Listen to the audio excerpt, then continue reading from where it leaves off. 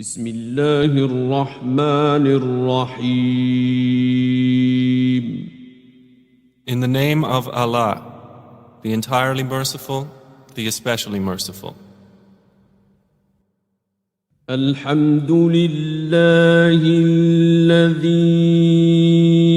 أنزل على عبده الكتاب ولم يجعل له عوجا. All praise is due to Allah, who has sent down upon His servant the book and has not made therein any deviance. قيما لينذر بأسا شديدا من لدنه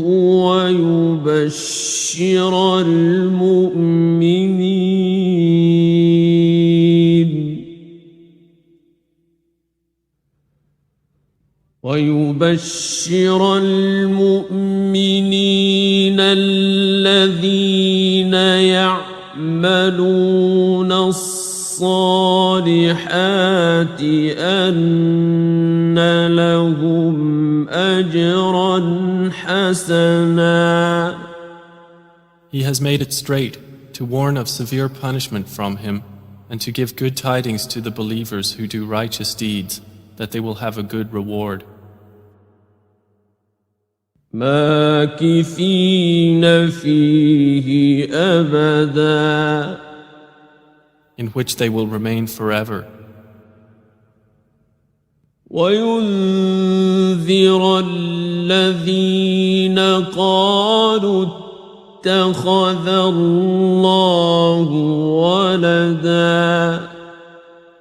And to warn those who say, Allah has taken a son.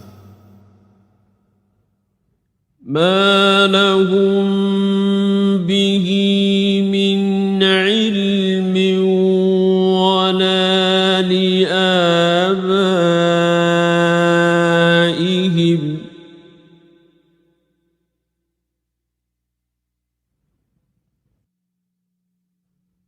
كبرت كلمة تخرج من أفواههم إن يقولون إلا كذبا. They have no knowledge of it, nor had their fathers. Grave is the word that comes out of their mouths. They speak not except a lie. فلعلك باخع نفسك على آثارهم إن لم يؤمنوا بهذا الحديث أسفا. Then perhaps you would kill yourself through grief over them, O Muhammad, if they do not believe in this message and out of sorrow.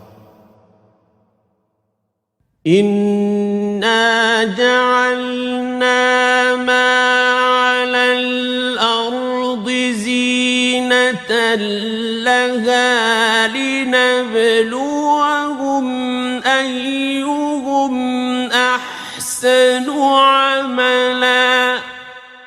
Indeed, we have made that which is on the earth adornment for it, that we may test them as to which of them is best indeed. وَإِنَّا لَجَاعِلُونَ مَا عَلَيْهَا صَعِيدًا جُرُزًا.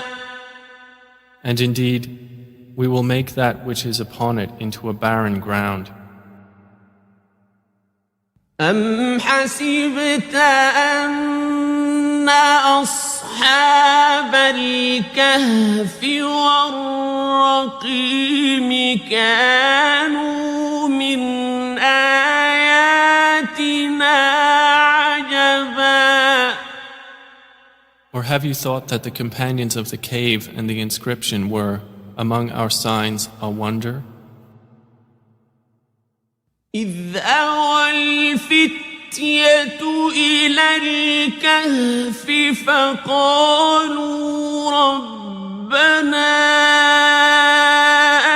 آتنا من لدنك رحمة وهيئ لنا من أمرنا رشدا. Mention when the youths retreated to the cave and said, Our Lord, grant us from yourself mercy and prepare for us from our affair right guidance. فضربنا على آذانهم في الكهف سنين عددا. So we cast a cover of sleep over their ears within the cave for a number of years.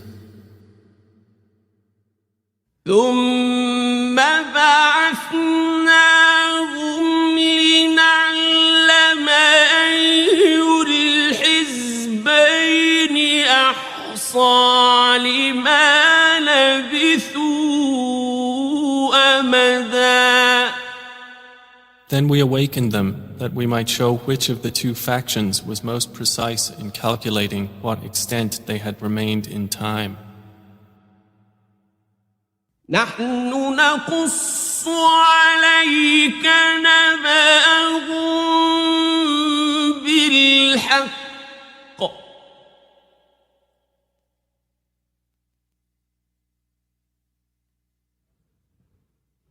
إنهم فتية آمنوا بربهم وزدناهم هدى. It is we who relate to you, O Muhammad, their story in truth. Indeed, they were youths who believed in their Lord, and we increased them in guidance.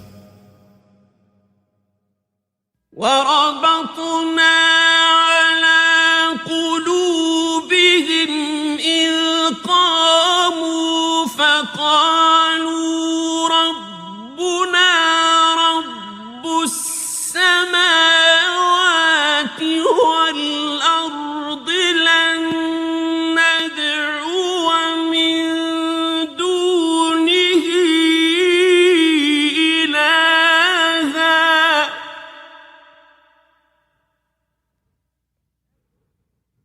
لن ندعو من دونه إلها لقد قلنا إذا شططا. And we made firm their hearts when they stood up and said, Our Lord is the Lord of the heavens and the earth. Never will we invoke besides him any deity. We would have certainly spoken then an excessive transgression.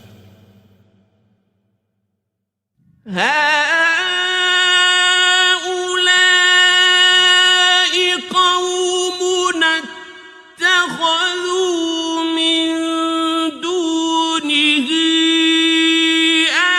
آلهة لولا يأتون عليهم بسلطان بين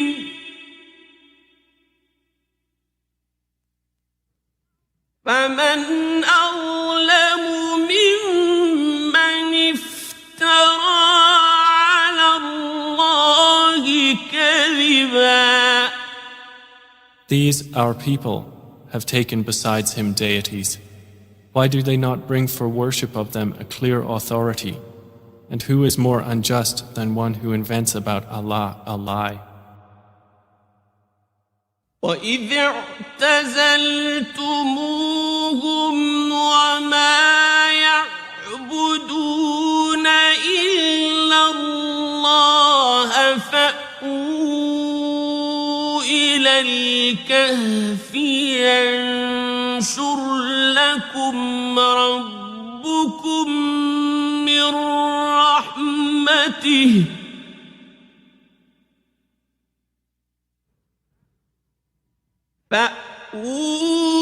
فأووا إلى الكهف لكم ربكم من رحمته ويهيئ لكم من أمركم مرفقا. The youth said to one another, and when you have withdrawn from them and that which they worship other than Allah, retreat to the cave. Your Lord will spread out for you of His mercy and will prepare for you from your affair facility. وترى الشمس إذا طلعت تزاور عن كهفهم ذات اليمين وإذا غربت تقرضهم ذات الشمال وهم في فجوة منه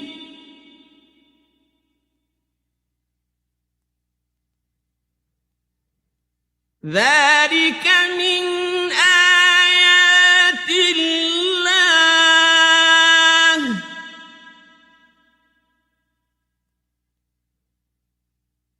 من يهد الله فهو المهتد ومن يضلل فلن تجد له وليا مرشدا. And had you been present, you would see the sun when it rose, inclining away from their cave on the right, and when it set, passing away from them on the left, while they were laying within an open space thereof. That was from the signs of Allah. He whom Allah guides is the rightly guided, but he whom He leaves astray, never will you find for him a protecting guide. وتحسبهم أيقاظا وهم رقود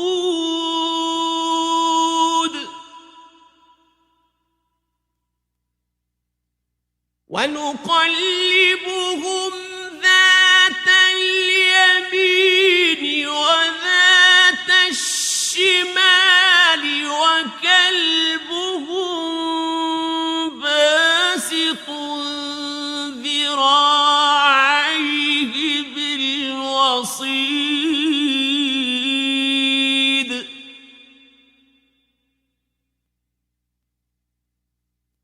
لو اطلعت عليهم لوليت منهم فرارا ولملئت منهم رعبا. And you would think them awake while they were asleep, and we turned them to the right and to the left, while their dog stretched his forelegs at the entrance.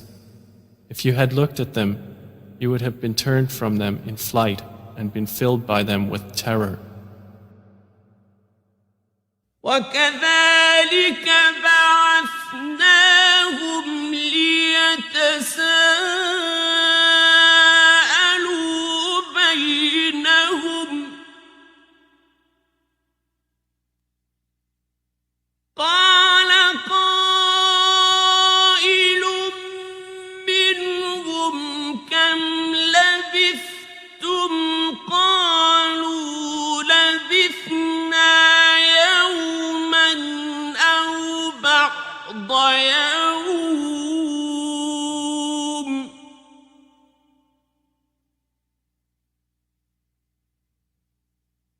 قالوا ربكم أعلم بما لبثتم فابعثوا أحدكم بورقكم هذه إلى المدينة فلينظر أيها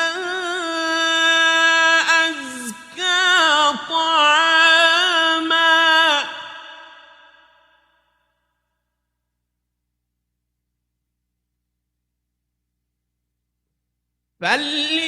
فلينظر أيها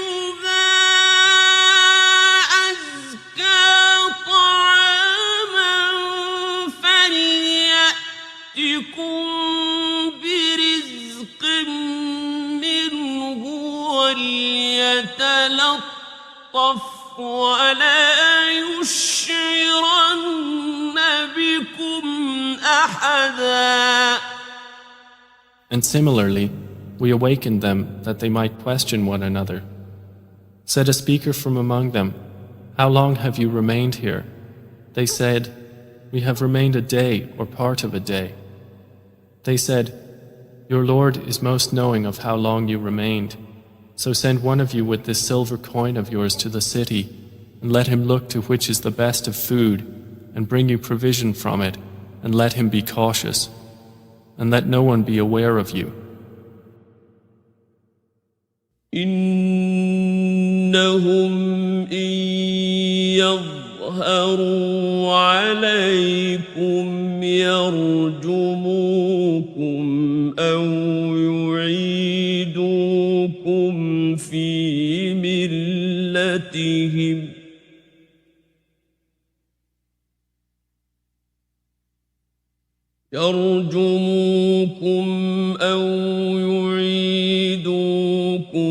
في ملتهم ولن تفلحوا إذا أبدا. Indeed, if they come to know of you, they will stone you or return you to their religion, and never would you succeed then, ever. وكذلك أعثرنا عليهم ليعلموا أن وعد الله حق وأن الساعة لا ريب فيها إذ يتنازعون بينهم أمرهم فقالوا ابنوا عليهم بنيانا ربهم أعلم بهم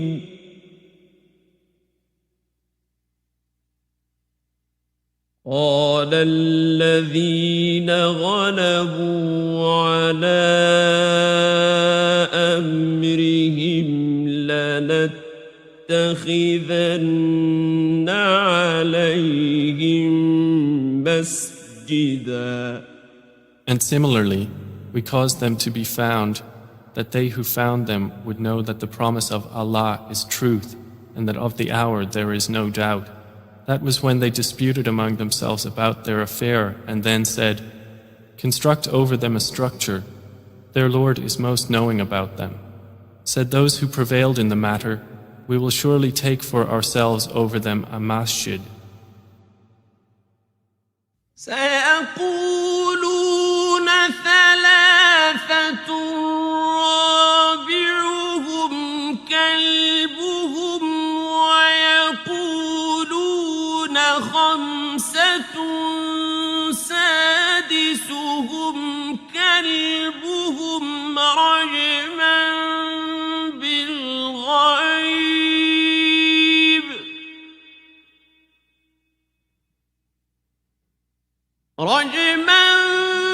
بالغيب ويقولون سبعة وثامنهم كلبهم قل ربي أعلم بعدتهم ما يعلمهم إلا قليل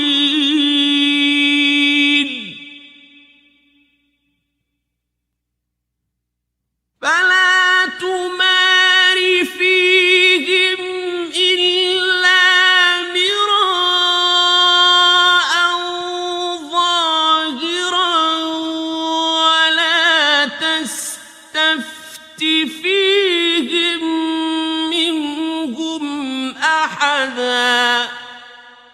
They will say there were three, the fourth of them being their dog. And they will say there were 5, the 6th of them being their dog, guessing at the unseen. And they will say there were 7, and the 8th of them was their dog. Say, O Muhammad, my Lord is most knowing of their number. None knows them except a few. So do not argue about them except with an obvious argument. And do not inquire about them among the spectators from anyone. ولا تقولن لشيء إني فاعل ذلك غدا. And never say of anything, indeed, I will do that tomorrow. إلا أن يشاء الله واذكر ربك إذا نسيت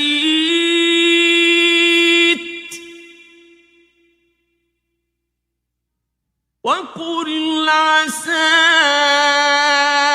أن يهديني ربي لأقرب من هذا رشدا. Except when adding, if Allah wills. And remember your Lord when you forget it and say, perhaps my Lord will guide me to what is nearer than this to right conduct. ولبثوا في كهفهم 300 سنين وازدادوا 9. And they remained in their cave for 300 years and exceeded by 9. قل الله أعلم بما لبثوا له غيب السماوات والأرض أبصر به وأسمع ما لهم من دونه من ولي ولا يشرك في حكمه أحدا. Say, Allah is most knowing of how long they remained. He has knowledge of the unseen aspects of the heavens and the earth. How seeing is He and how hearing. They have not besides Him any protector, and He shares not His legislation with anyone. واتل ما أوحي إليك من كتاب ربك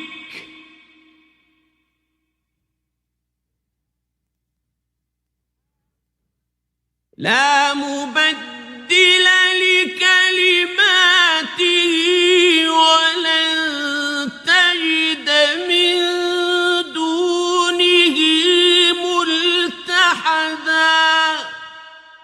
And recite, O Muhammad, what has been revealed to you of the book of your Lord. There is no changer of His words, and never will you find in other than Him a refuge.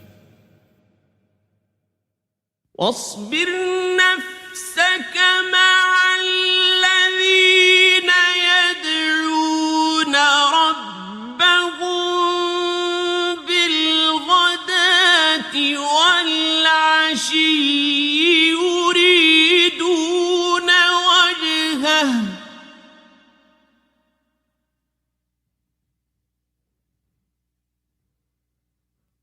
ولا تعد عيناك عنهم تريد زينة الحياة الدنيا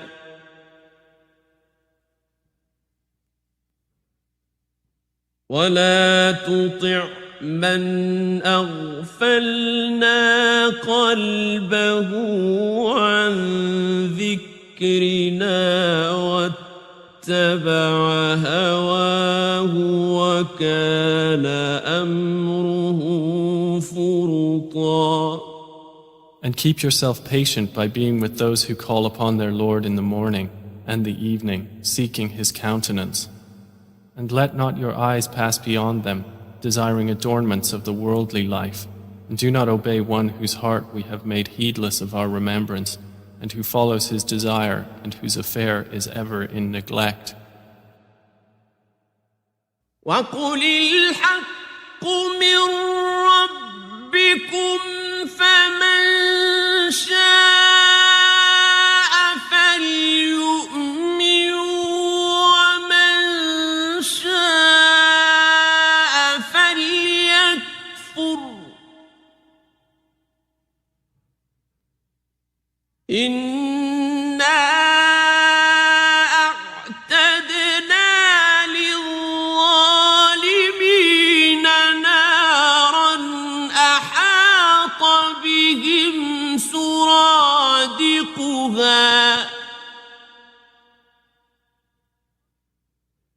وَإِنْ يَسْتَغِيثُوا يُغَاثُوا بِمَاءٍ كَالْمُهْلِ يَشْوِي الْوُجُوهَ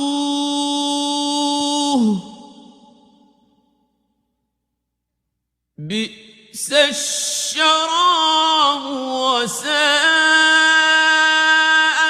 مُرْتَفَقًا.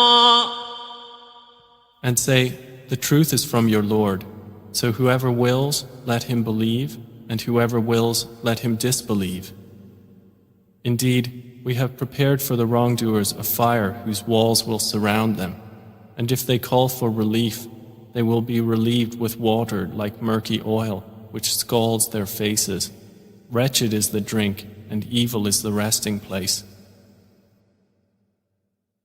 إِنَّ الَّذِينَ آمَنُوا وَعَمِلُوا الصَّالِحَاتِ إِنَّا لَا نُضِيعُ أَجْرَ مَنْ أَحْسَنَ عَمَلًا.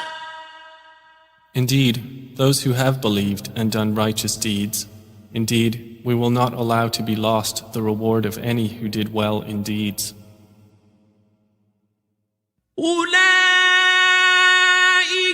لَهُمْ جَنَّاتُ عَدْنٍ تَجْرِي مِنْ تَحْتِهِمُ الْأَنْهَارُ يُحَلَّوْنَ فِيهَا مِنْ أَسَاوِرَ مِنْ ذَهَبٍ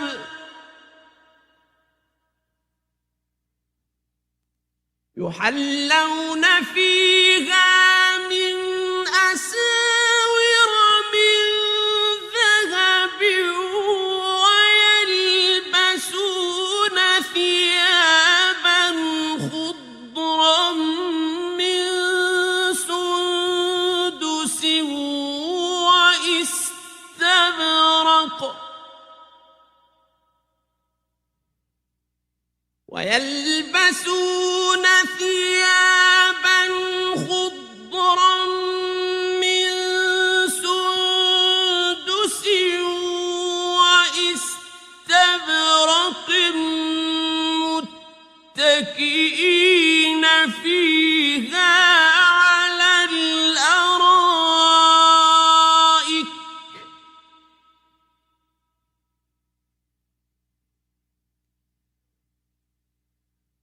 نعم الثواب وحسنت مرتفقا. Those will have gardens of perpetual residence, beneath them rivers will flow. They will be adorned therein with bracelets of gold, and will wear green garments of fine silk and brocade, reclining therein on adorned couches. Excellent is the reward, and good is the resting place. واضرب لهم مثلا رجلين جعلنا لأحدهما جنتين من أعناب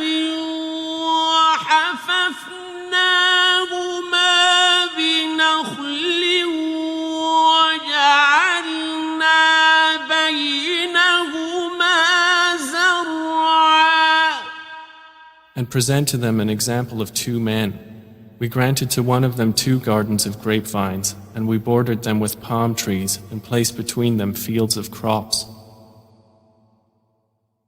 كلتا الجنتين آتت أكلها ولم تظلم منه شيئا وفجرنا خلالهما نهرا. Each of the 2 gardens produced its fruit and did not fall short thereof in anything, and we caused to gush forth within them a river. وكان له ثمر فقال لصاحبه وهو يحاوره أنا أكثر منك مالا وأعز نفرا. And he had fruit, so he said to his companion while he was conversing with him, I am greater than you in wealth and mightier in numbers of men. ودخل جنته وهو ظالم لنفسه قال ما أظن أن تبيد هذه أبدا. And he entered his garden while he was unjust to himself. He said, I do not think that this will perish ever. وما أظن الساعة قائمة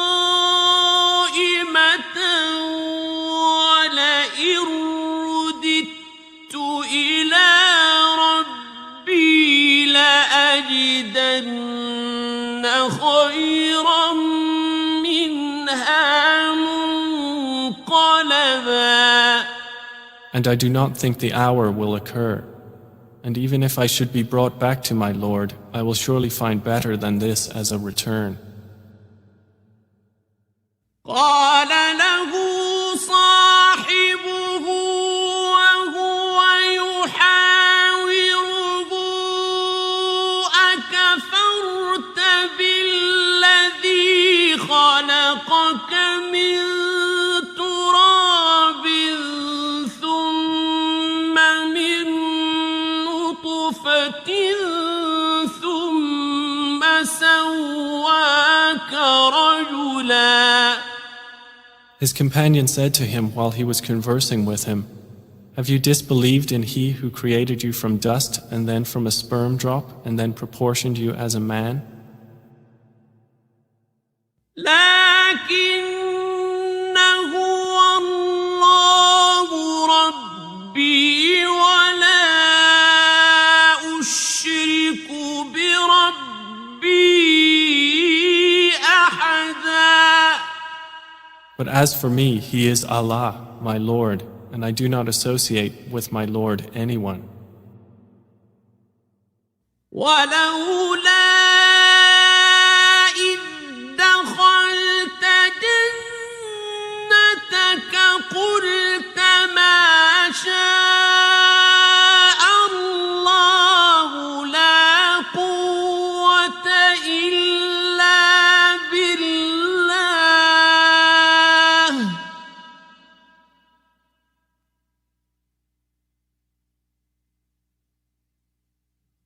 إن ترني أنا أقل منك مالا وولدا. And why did you, when you entered your garden, not say, What Allah willed has occurred? There is no power except in Allah, although you see me less than you in wealth and children. فعسى ربي أن يؤتيني خيرا من جنتك ويرسل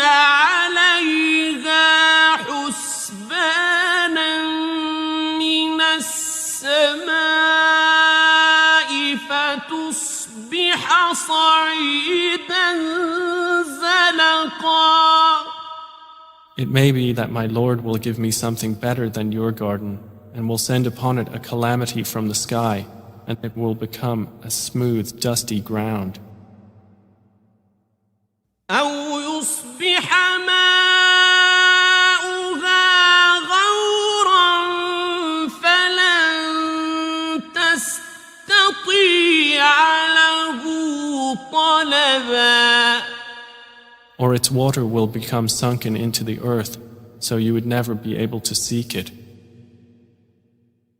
وأحيط بثمره فأصبح يقلب كفيه على ما أنفق فيها وهي خاوية على عروشها.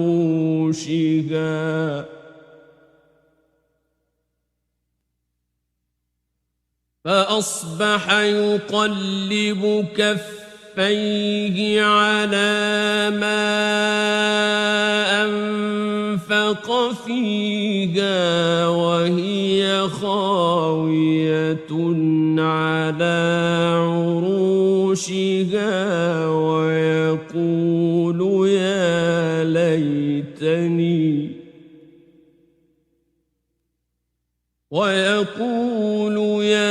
ليتني لم أشرك بربي أحدا. And his fruits were encompassed by ruin, so he began to turn his hands about in dismay over what he had spent on it, while it had collapsed on its trellises, and said, "Oh, I wish I had not associated with my Lord anyone." ولم تكن له فئة ينصرونه من دون الله وما كان منتصرا. And there was for him no company to aid him other than Allah, nor could he defend himself. هنالك الولاية لله الحق هو خير ثوابا وخير عقبا. There the authority is completely for Allah, the truth. He is best in reward and best in outcome. واضرب لهم مثل الحياة الدنيا كماء أنزلناه من السماء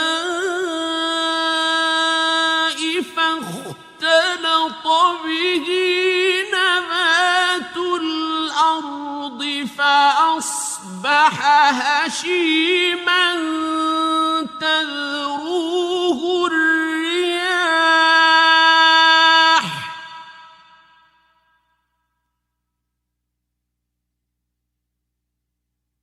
وكان الله على كل شيء مقتدرا. And present to them the example of the life of this world, its being like rain which we send down from the sky, and the vegetation of the earth mingles with it, and then it becomes dry rembrance scattered by the winds. And Allah is ever, over all things, perfect in ability. المال والبنون زينة الحياة الدنيا والباقيات الصالحات خير عند ربك والباقيات الصالحات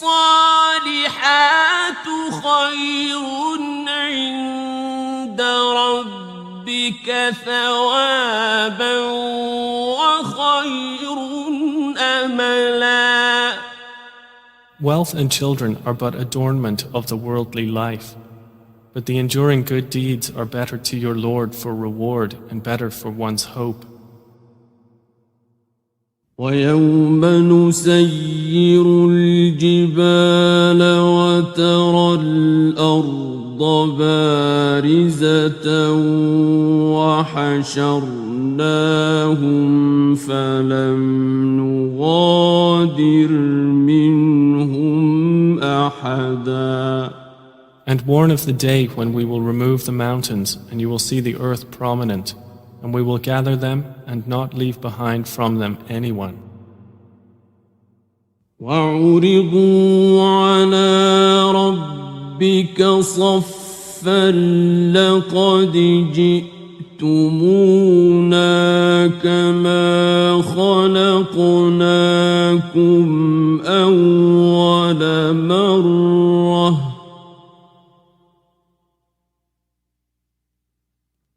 بل زعمتم أن لن نجعل لكم موعدا. And they will be presented before your Lord in rows, and he will say, You have certainly come to us just as we created you the first time, but you claimed that we would never make for you an appointment. ووضع الكتاب فترى المجرمين مشفقين مما فيه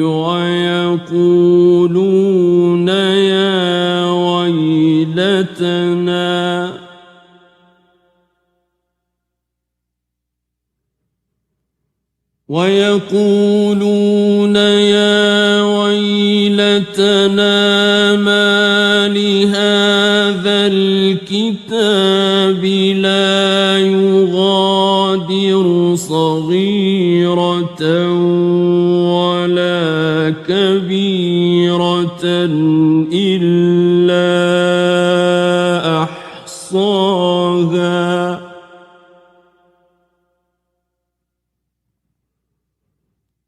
ووجدوا ما عملوا حاضرا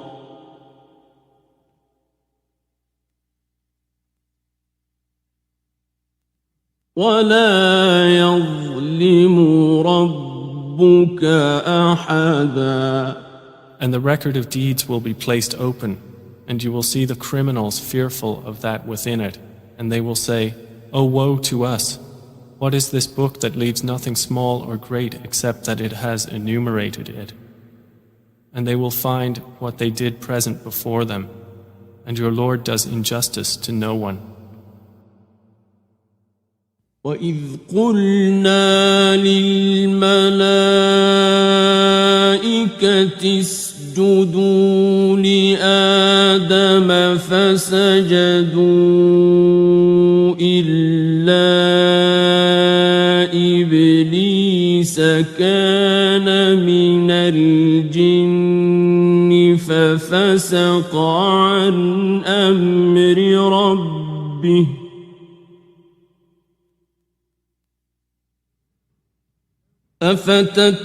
أفتتخذونه وذريته أولياء من دوني وهم لكم عدو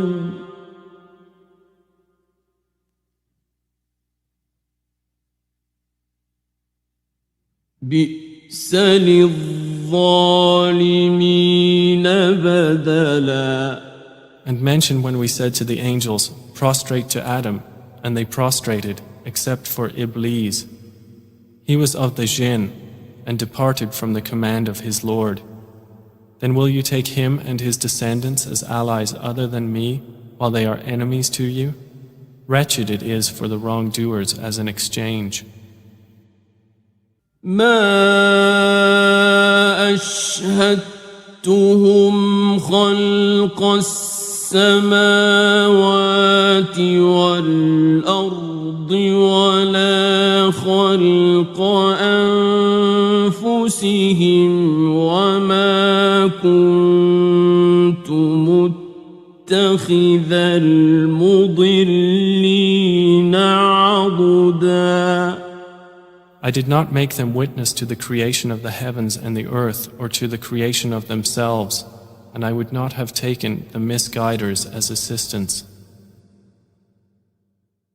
ويوم يقول نادوا شركائي الذين زعمتم فدعوهم فلم يستجيبوا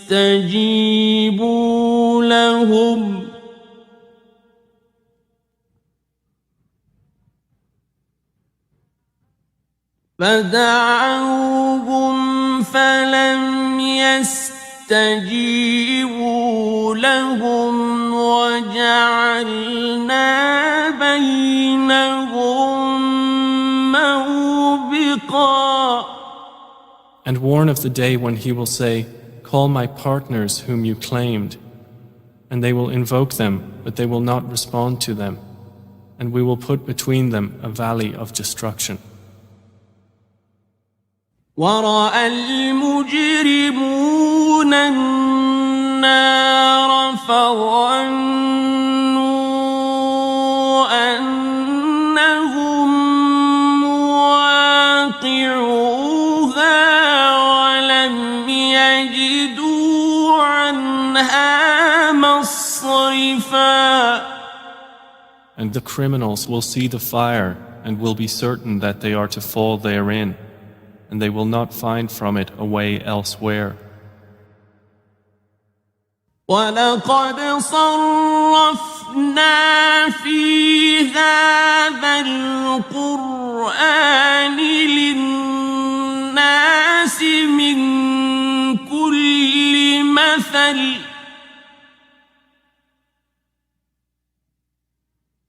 وَكَانَ الْإِنسَانُ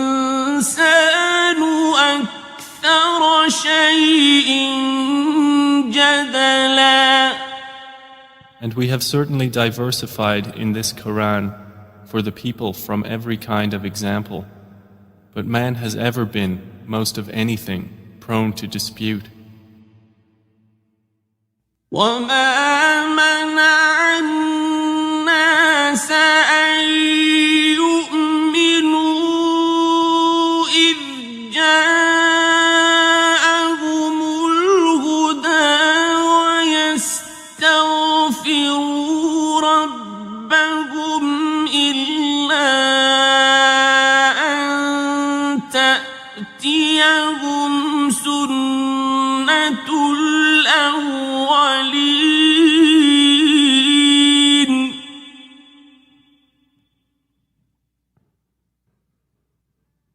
إلا أن تأتيهم سنة الأولين أو يأتيهم العذاب قبلا. And nothing has prevented the people from believing when guidance came to them, and from asking forgiveness of their Lord, except that there must befall them the accustomed precedent of the former peoples, or that the punishment should come directly before them. وما نرسل المرسلين إلا مبشرين ومنذرين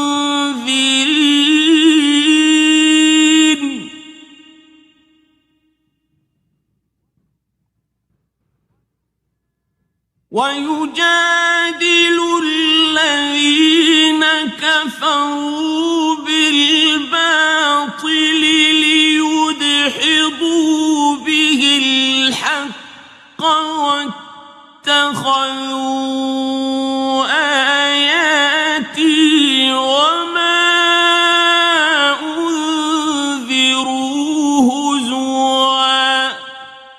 And we send not the messengers except as bringers of good tidings and warners.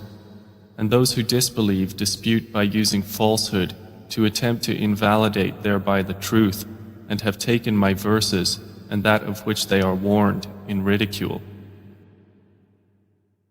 ومن أظلم ممن ذكر بآيات ربه فأعرض عنها ونسي ما قدمت يداه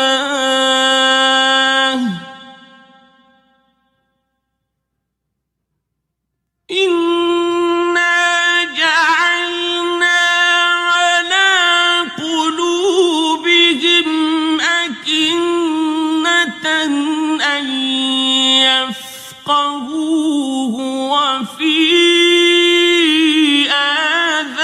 آذانهم وقرا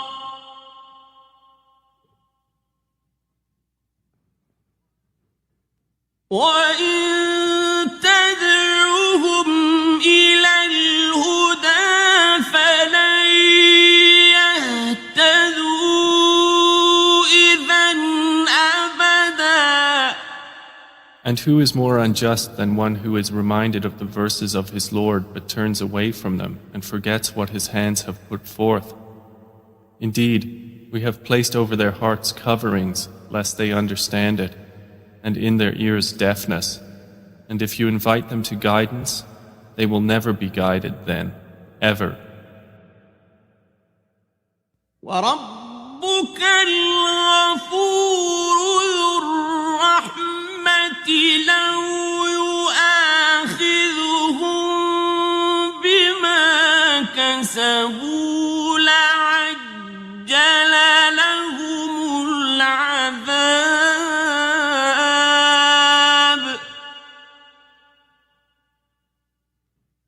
بل لهم موعد لن يجدوا من دونه موئلا.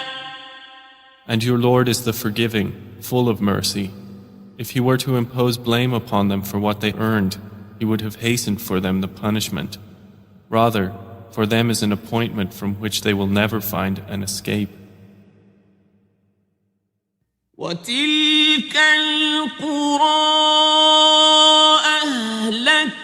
أهلكناهم لما ظلموا وجعلنا لمهلكهم موعدا. And those cities, we destroyed them when they wronged, and we made for their destruction an appointed time. وإذ قال موسى لفتاه لا أبرح حتى أبلغ مجمع البحرين أو أمضي حقبا. And mention when Moses said to his servant, I will not cease traveling until I reach the junction of the two seas or continue for a long period. فلما بلغا مجمع بينهما نسيا حوتهما فاتخذ سبيله في البحر سربا. But when they reached the junction between them, they forgot their fish, and it took its course into the sea, slipping away. فلما جاوزا قال لفتاه آتنا غداءنا لقد لقينا من سفرنا هذا نصبا. So when they had passed beyond it, Moses said to his boy, Bring us our morning meal. We have certainly suffered in this, our journey, much fatigue. قال أرأيت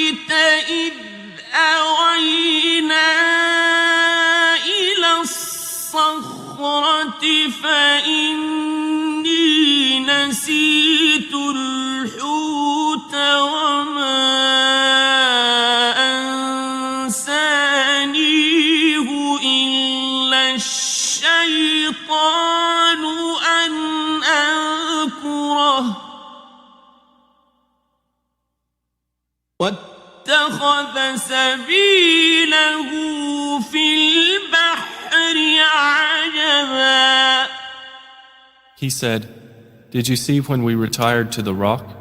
Indeed, I forgot there the fish, and none made me forget it except Satan, that I should mention it, and it took its course into the sea amazingly."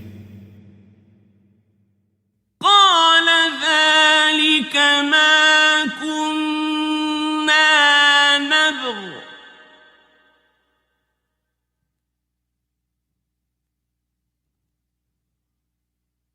فارتدا على آثارهما قصصا. Moses said, "That is what we were seeking." So they returned, following their footprints. فوجدا عبدا من عبادنا آتيناه رحمة من عندنا وعلمناه من لدنا علما. And they found a servant from among our servants, to whom we had given mercy from us and had taught him from us a certain knowledge. قال له موسى هل أتبعك على أن تعلمني مما علمت رشدا. Moses said to him, "May I follow you on the condition that you teach me from what you have been taught of sound judgment?" قال إنك لن تستطيع معي صبرا. He said, "Indeed, with me you will never be able to have patience. وكيف تصبر على ما لم تحط به خبرا. And how can you have patience for what you do not encompass in knowledge?" قال ستجدني إن شاء الله صابرا ولا أعصي لك أمرا. Moses said, "You will find me, if Allah wills, patient, and I will not disobey you in any order." قال فإن اتبعتني فلا تسألني عن شيء حتى أحدث لك منه ذكرا.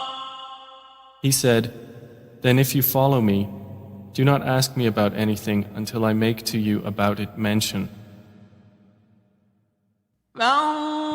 فانطلقا حتى إذا ركبا في السفينة خرقها قال أخرقتها لتغرق أهلها لقد جئت شيئا إمرا.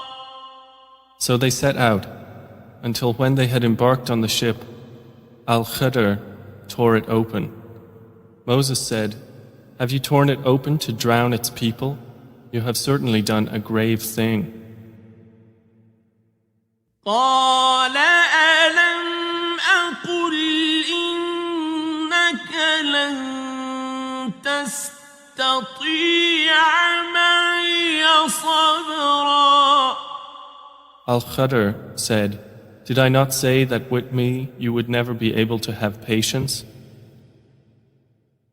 قال لا تؤاخذني بما نسيت ولا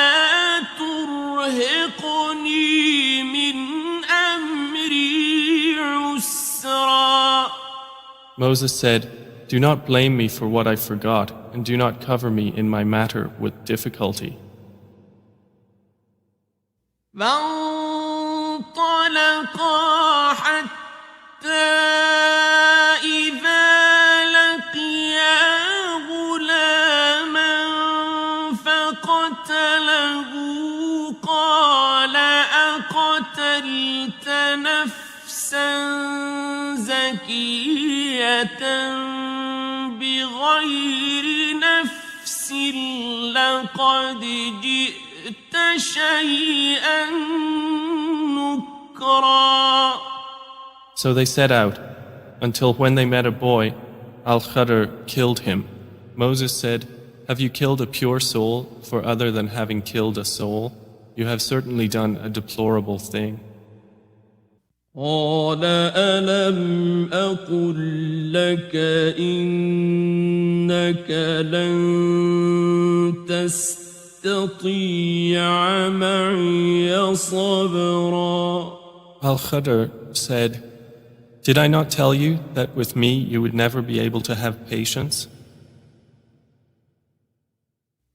قال إن سألتك عن شيء بعدها فلا تصاحبني قد بلغت من لدني عذرا. Moses said, "If I should ask you about anything after this, then do not keep me as a companion. You have obtained from me an excuse." فانطلقا حتى إذا أتيا أهل قرية استطعما أهلها فأبوا أن يضيفوهما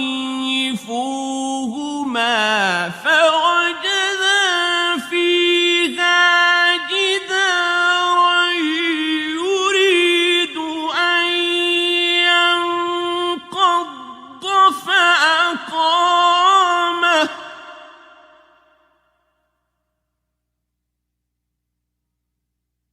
قال لو شئت لاتخذت عليه أجرا. So they set out, until when they came to the people of a town, they asked its people for food, but they refused to offer them hospitality. And they found therein a wall about to collapse, so Al-Khadr restored it. Moses said, "If you wished, you could have taken for it a payment." قال هذا فراق بيني وبينك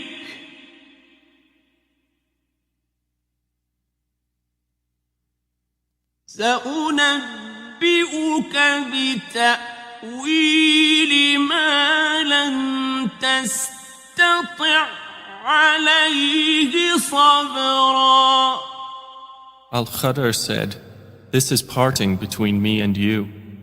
I will inform you of the interpretation of that about which you could not have patience." أما السفينة فكانت لمساكين يعملون في البحر فأردت أن أعيبها وكان وراءهم ملك يأخذ كل سفينة غصبا. As for the ship, it belonged to poor people working at sea, so I intended to cause defect in it, as there was after them a king who seized every good ship by force. وأما الغلام فكان أبواه مؤمنين فخشينا أن يرهقهما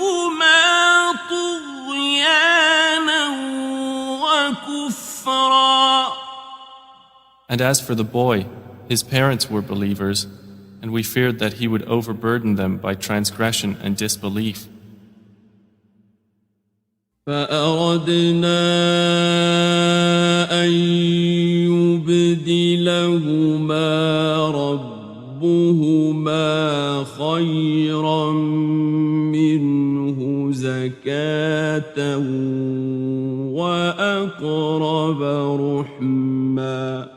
So we intended that their Lord should substitute for them one better than him in purity and nearer to mercy. وأما الجدار فكان لغلامين يتيمين في المدينة وكان تحته كنز لهما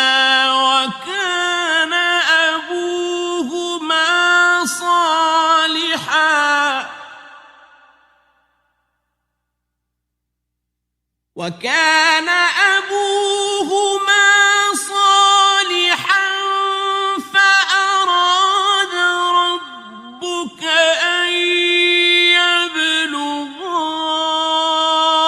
أشدهما ويستخرجا كنزهما رحمة من ربك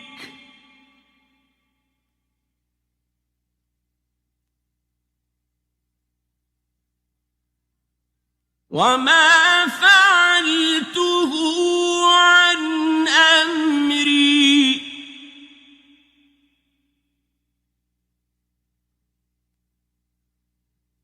ذلك تأويل ما لم تستطع عليه صبرا.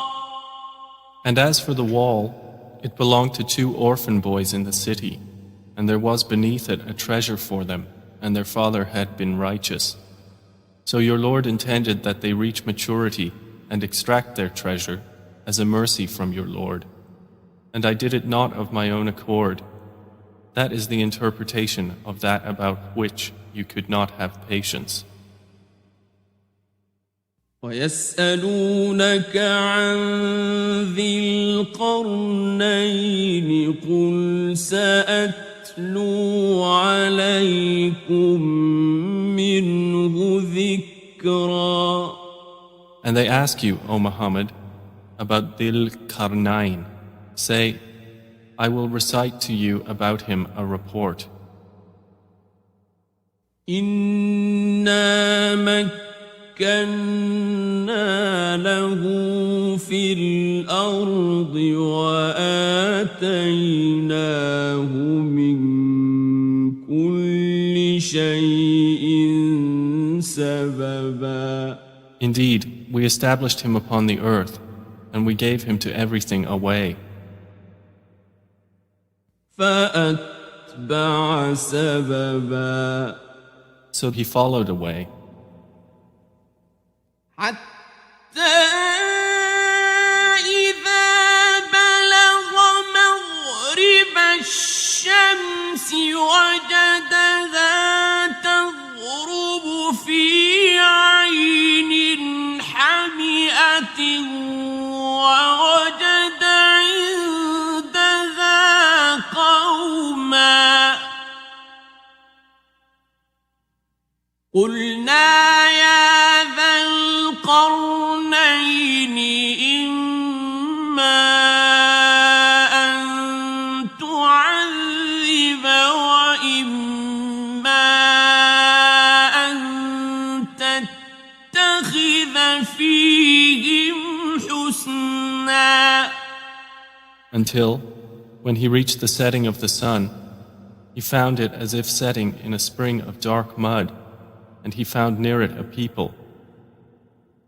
Allah said, O Dhil Qarnayn, either you punish them or else adopt among them a way of goodness. قال أما من ظلم فسوف نعذبه ثم يرد إلى ربه فيعذبه عذابا نكرا. He said, "As for one who wrongs, we will punish him. Then he will be returned to his Lord, and he will punish him with a terrible punishment." وأما من آمن وعمل صالحا فله جزاء الحسنى وسنقول له من أمرنا يسرا. But as for one who believes and does righteousness, he will have a reward of paradise, and we will speak to him from our command with ease. ثم أتبع سببا. Then he followed away, حتى إذا بلغ مطلع الشمس وجدها تطلع على قوم لم نجعل لهم من دونها سترا. until when he came to the rising of the sun, he found it rising on a people for whom we had not made against it any shield. كذلك وقد أحطنا بما لديه خبرا. Thus, and we had encompassed all that he had in knowledge. ثم أتبع سببا. Then he followed away, حتى إذا بلغ بين السدين وجد من دونهما قوما لا يكادون يفقهون قولا. until when he reached a pass between two mountains, he found beside them a people who could hardly understand his speech. قالوا يا ذا القرنين إن يأجوج ومأجوج مفسدون في الأرض فهل نجعل لك خرجا على أن تجعل بيننا وبينهم سدا. They said, "O Dil Karnain, indeed Gog and Magog are great corrupters in the land. So may we assign for you an expenditure that you might make between us and them a barrier?" قال ما مكني فيه ربي خير فأعينوني بقوة أجعل بينكم وبينهم ردما. He said, "That in which my Lord has established me is better than what you offer. But assist me with strength. I will make between you and them a dam." آتوني زبر الحديد حتى إذا ساوى بين الصدفين قال انفخوا.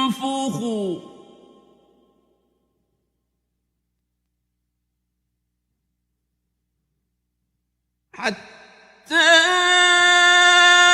إذا ساوى بين الصدفين النارين قال انفخوا حتى إذا جعله نارا قال آتوني أفرغ عليه قطرا. Bring me sheets of iron, until, when he had leveled them between the two mountain walls, he said, blow with bellows, until when he had made it like fire, he said, bring me that I may pour over it molten copper. فما استطاعوا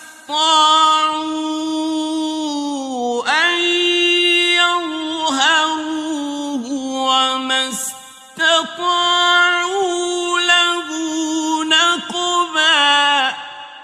So Gog and Magog were unable to pass over it, nor were they able to effect in it any penetration.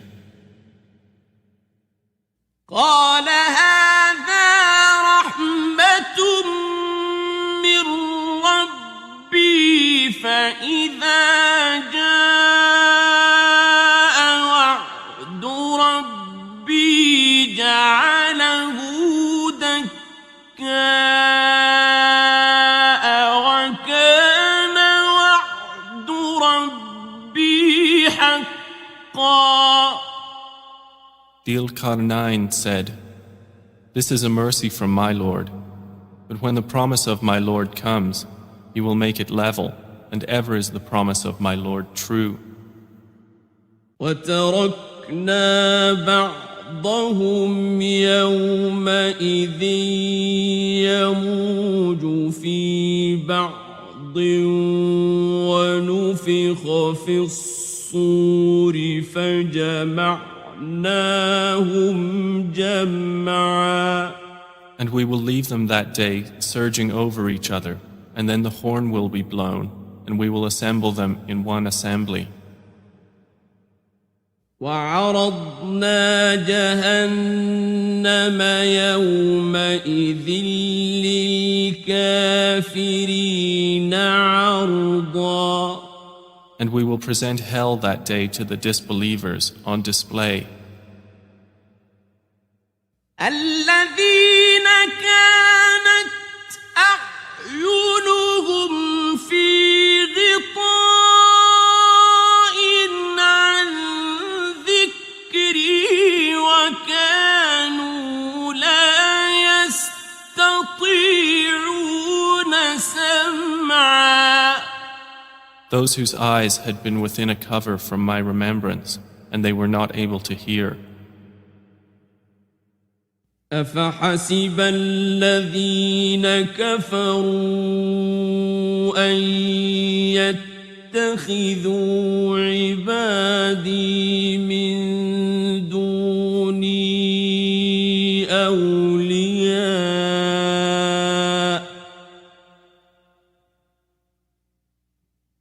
إنا أعتدنا جهنم للكافرين نزلا. Then do those who disbelieve think that they can take my servants instead of me as allies? Indeed, we have prepared hell for the disbelievers as a lodging. قل هل ننبئكم بالأخسرين أعمالا. Say, O Muhammad, shall we believers inform you of the greatest losers as to their deeds? الذين ضل سعيهم في الحياة الدنيا وهم يحسبون أنهم يحسنون صنعا. They are those whose effort is lost in worldly life, while they think that they are doing well in work. أولئك الذين كفروا بآيات ربهم ولقائه فحبطت أعمالهم فلا نقيم لهم يوم القيامة وزنا. Those are the ones who disbelieve in the verses of their Lord and in their meeting Him. So their deeds have become worthless, and we will not assign to them on the day of resurrection any importance. ذلك جزاؤهم جهنم بما كفروا واتخذوا آياتي ورسلي هزوا. That is their recompense, hell, for what they denied and because they took my signs and my messengers in ridicule. إن الذين آمنوا وعملوا الصالحات كانت لهم جنات الفردوس نزلا. Indeed, those who have believed and done righteous deeds, they will have the gardens of paradise as a lodging. خالدين فيها لا يبغون عنها حولا. Wherein they abide eternally.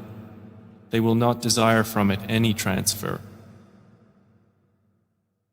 قل لو كان البحر مدادا لكلمات ربي لنفد البحر قبل أن تنفد كلمات ربي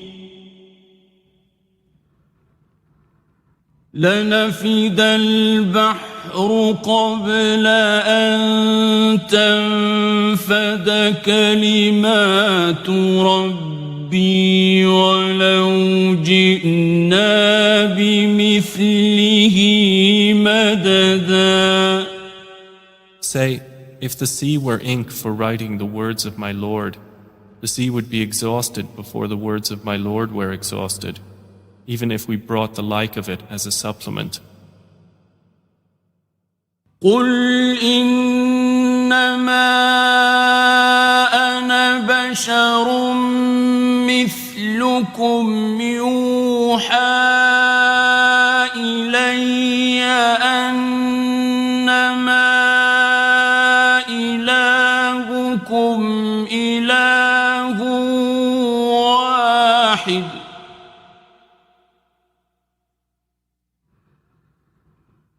فمن كان يرجو لقاء ربه فليعمل عملا صالحا ولا يشرك بعبادة ربه أحدا. Say, I am only a man like you, to whom has been revealed that your God is one God. So whoever would hope for the meeting with his Lord, let him do righteous work and not associate in the worship of his Lord anyone.